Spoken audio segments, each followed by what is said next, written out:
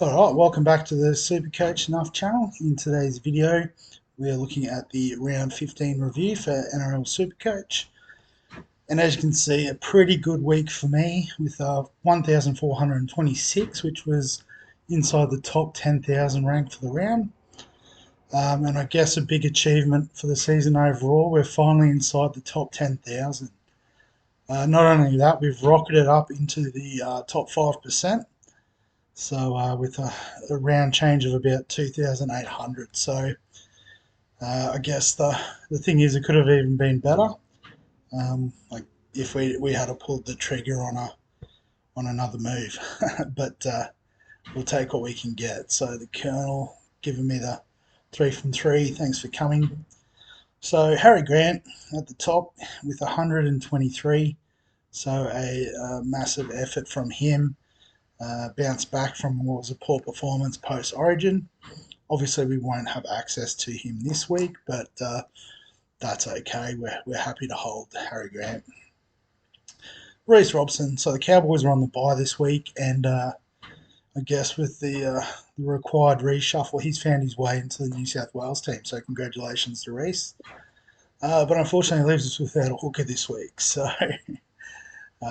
we'll see what we can do about that. In the forwards, front row, we've got Big Tino, as always, 93, absolute weapon.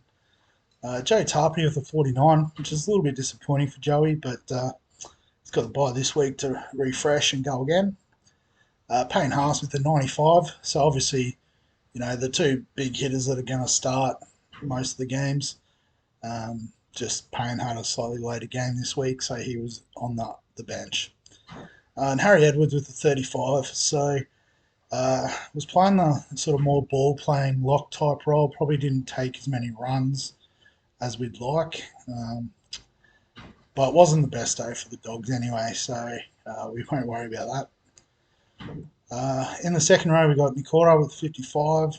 That's a flaw for him, so that's okay. Tohu with the 76. He's a gun. And Jackson Ford with a 34. So I caught the second half of the Warriors Raiders game, and I just noted that all their attack was going down the right hand side. So Ford didn't get much of a look in, unfortunately. But he's done his job for us, so we're okay with that. Fafita was obviously an out with the delayed concussion symptoms and won't play this week, but we know what he's capable of, so he's not going anywhere. Jacob Preston, so a 90. He's just an incredible player for us and for the Dogs. A real gem we found there. And Tyrone Peachy didn't play this week. Last week, sorry, should play this week with Crichton being named as 18th man for the New South Wales team. So you'd expect that Tyrone Peachy finds himself out in the centres this week. Nico Hines, so whether he played himself out of a Blues jersey or not, who really knows? But 43, which was disappointing as a captain score. Uh, Probably would have done better without VC. I've forgotten who it was. Oh, that's right, it was Buller. Yeah, but that's fine. And I guess as a bit of a bonus, he's available for us this week, so we'll cop that. So Nathan Cleary is obviously still injured. Obviously, the correct trade was to play Sean Johnson, who turned up quite comfortably, and then obviously would give us a number. Um, I guess when we look at trade options and that, we'll talk about Sean Johnson a bit further. So Kalen Ponga with a 92. So ever since he's moved back to fullback, he's looked pretty good for Supercoach. So he's almost going to potentially be a hold in the 5'8" position, particularly given Dylan Brown could be away for a while. Cody Walker's injured at the moment, so he's definitely putting his name up there as a keeper option in that position. Josh Schuster with a 37, so making some good money for us. Um, Obviously plays this week, and then we can decide what to do going forward with him. Jermaine Osako with the 66, that's a low return for him, but if you said you'd get 66 from your centre wing every week, you'd absolutely take that. And then Ruben Garrick with a 169. So obviously the Sea Eagles did an absolute number on the Dolphins. There was a few lopsided games this weekend, but that was easily the highest score. I had a mate who VC'd him, so congratulations there. But I guess just having him in the team, that's fantastic. And he's only about 10% owned or something, so it was a real point of difference. Charles Nickel-Clockstad with the 84, so another good performance from him. I believe he scored a try and definitely assisted one that I saw.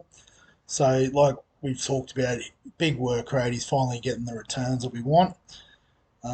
He probably have a nice break even too, so he's probably worth a hold. There was a possibility of trading him out, but I think if you can, you hold him this week, and then he'll cover the last buy round and could be a season-long keeper. Lemuelu with a 42, so I guess a lot of the Dolphins players were a bit flat, so it's probably a forgive there. Joey Manu with a 51, so obviously not much attack against the Panthers with that scoreline there. Should play fullback this week. You'd imagine with Tedesco out, there's talk that Sandon Smith, I think is how you say it, the young half that's been on the bench, will elevate into the 5'8" position this week just to try and get something going for the Roosters. If it comes off, it may mean that Manu moves back to the centres. So he's definitely a hold this week, but I think we reassess next week, and then if we need to move him on, then so be it. Paul Alamotti with a 60, so a good return, one of his highest scores for the year. I had a good mate of mine who's a Bulldogs fan as well. He was very critical of Alamotti's performance. I'll be honest, I didn't see it so bad, but he was talking more about some defensive deficiencies rather than the attacking side of things. And SuperCoach is pretty much about attack, so especially in the centre wing, so that's fine. Blake Wilson didn't play, but hopefully gets a run this week with that O'Carr in the Origin team. A bit of a concern now that Braden Burns is back, that he might get that job on the wing. But we'll wait and see. Team lists are coming out in about 90 minutes, so we'll find out more then. Dream Buller, so our vice captain, would have been good to take the 95.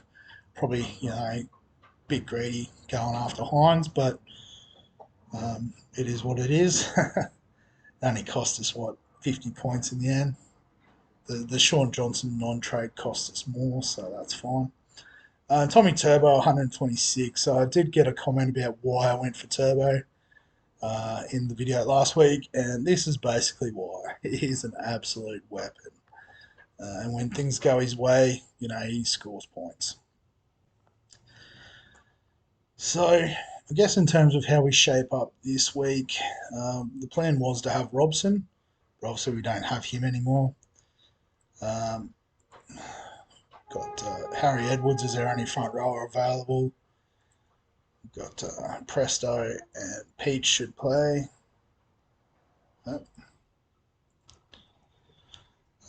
So Nico Hines, I guess, we lose Reece Robson, but we gain Nico Hines. So I think if you offered me that at the start of the round, I would have taken it.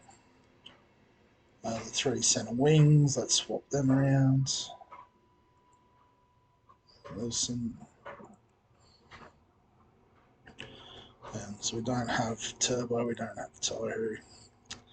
So at the moment we've got 1, 2, 3, 4, 5, 6, 7, 8, 9, 10, 11, 12 playing this week. So we do need to find at least one more player. And I think I'm going to go with the initial plan. So Jackson Ford out. And then swing Tarpany into the second row. And that is a fair way down the list here. But bring in Fainu. So I guess, just getting a little bit more money out of our front row and into the second row as part of that trade.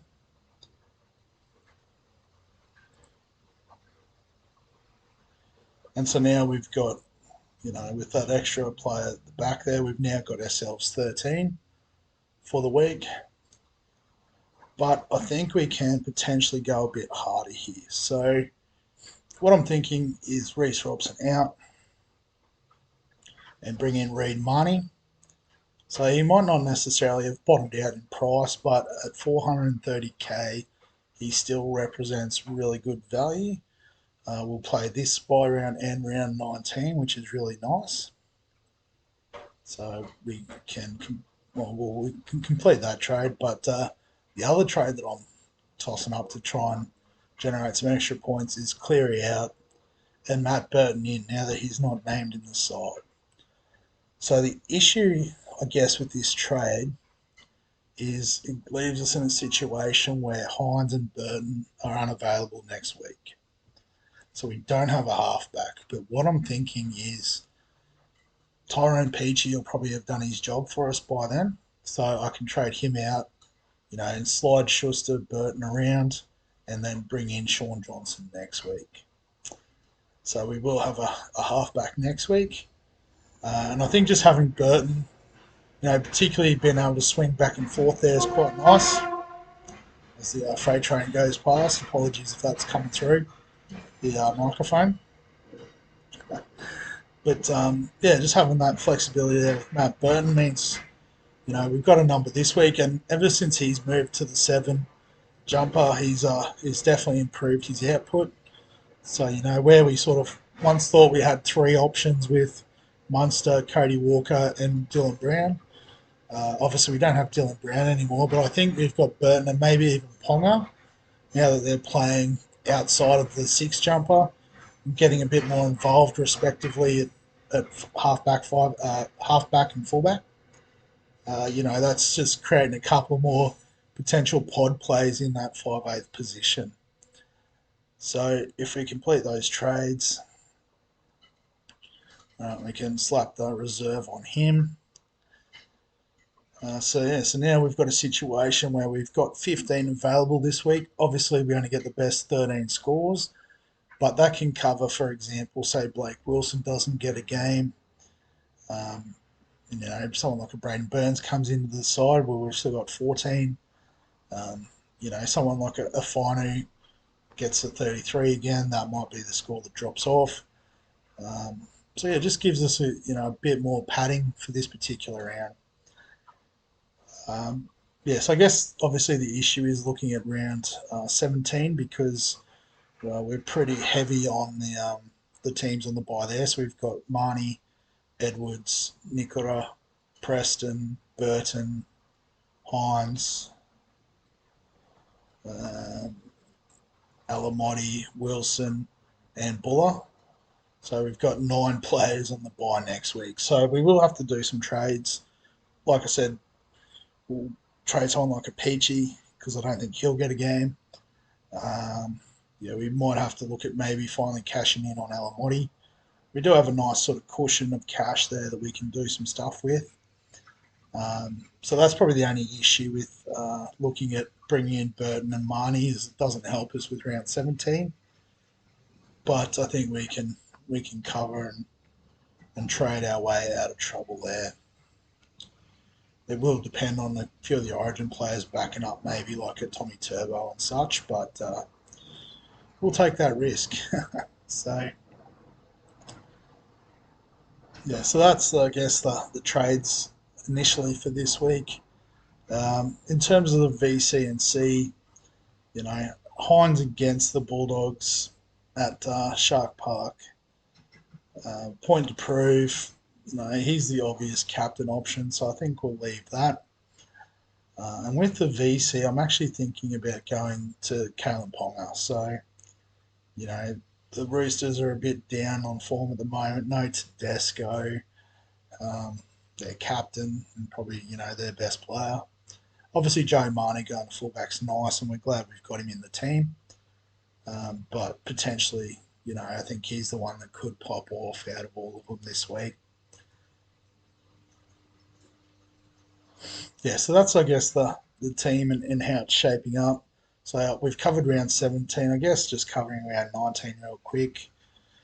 So I've got 1, 2, 3, 4, not for feeder, 5, 6, 7, 8, assuming these guys don't play Origin, 9, 10, 11, 12, 13, plus Wilson, if Adokar's not playing. So you've got 14 there. I guess if we bring in Sean Johnson for Peachy, that's another number. So yeah, I think we're pretty well sorted for round 19. We will just have to be mindful making those trades in next week um, for our round 17 to get those numbers up that they probably need to play around 19 too. And then the other round that I haven't been paying too much attention to be honest, but round 20. Again, there's 3 teams on the bye. I don't remember them off the top of my head, so we can probably quickly work this out. I think the Dragons, the Raiders, and Souths. Yes, the Dragons, Raiders. I think the only one we've got is Tarpany, perhaps. So yeah, round 20 we're pretty well set for. So we won't stress about that. And then we're on the run home. And then in terms of the run home, pretty much happy with that hooker combination for the rest of the year. Front row, set and forget, Tino and Payne Haas, pretty simple. Got 5 nice options there in the second row now, and then Schuster will slide in there as number 6. So, I think we'll be well covered there. I guess what we'll end up with is Hines and Sean Johnson at the moment. Obviously, flipping SJ to Cleary should be fairly straightforward. So that's one trade we need to keep up our sleeve. Ponga and Burton, I think, could be really nice, spicy pods at the 5/8 position. We've got 5 nice centre wing options. Obviously, we could downgrade Alamotti and Wilson if need be, just to get the auto emergency issues off the field there. And then Turbo and Buller, Buller's averaging 76, so he's almost a keeper in his own right. But obviously, we've got enough money there. We can chop and change if we need to on the fullback front. And obviously, we've got quite a lot of money in the bank too. A lot of that will evaporate next week with Peachy becoming Sean Johnson. But, we'll be pretty well covered across the board there. So, a lot of trades to cover injuries and things like that, I think, on the run home. So, yeah, all in all, it's looking pretty good.